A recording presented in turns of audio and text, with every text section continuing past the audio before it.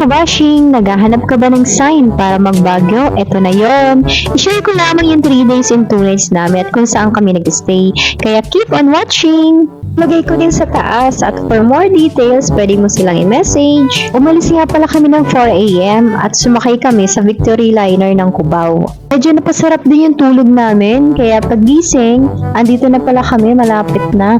Andito pa nga lang kami sa baba, pero napakaganda na pagmasdan. Bali nakarating nga pala kami ay 9:30 na. So ang ginawa muna namin, nilakad na lang namin ito papunta ng SM Baguio dahil malapit na rin yung binabaan ng bus. Nagpahinga pala muna kami sa transient ng aming tinutuluyan.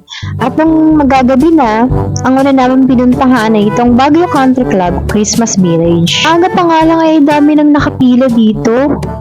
Talaga naman dinarayo ito ng mga tao. Pumila na nga rin ako at nagbayad na kami ng entrance. So yung adult pala dito ay 150. Kapasok na kami, magpapicture sana ako dito kaya lang ang daming tao. Pagpasok namin dito ay wala pang mga ilaw yung iba at wala pang snow. Bali binubuksan pala ito pagsapit ng 6 PM. Yan mga kabashing, kung makikita nyo, highlights talaga dito yung pa-snow nila. At kung may kasama kang bata, tuwang-tuwa ito. Papaanli gastos ka dahil marami din mga rides dito. Maraming mga activity nga dito na pwedeng subukan ng mga bata.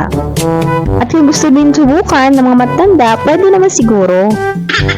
Nilibot lang namin itong Christmas Village at pagkatapos dumiretso na kami sa ride park. May fountain din dito at maraming tao. Libre nga lang ito at walang entrance dito. Tapat nga lang ito ng The Mansion House, mga kabashing.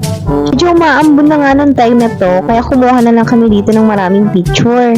Pag umaga pala ay malawak itong ride park na ito. At pagkatapos, dumiretso na kami sa SM City Baguio. Tambay lang kami dito sa view deck ng SM.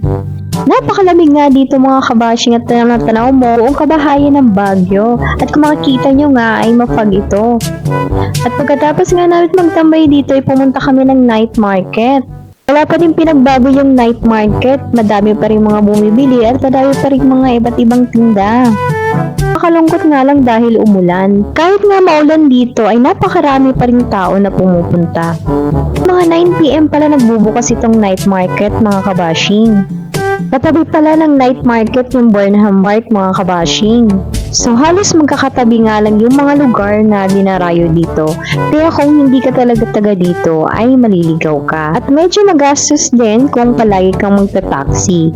Kaya pwede naman magtanong-tanong mga kabashing or search sa Google Map. Abangan nyo ang susunod na araw namin!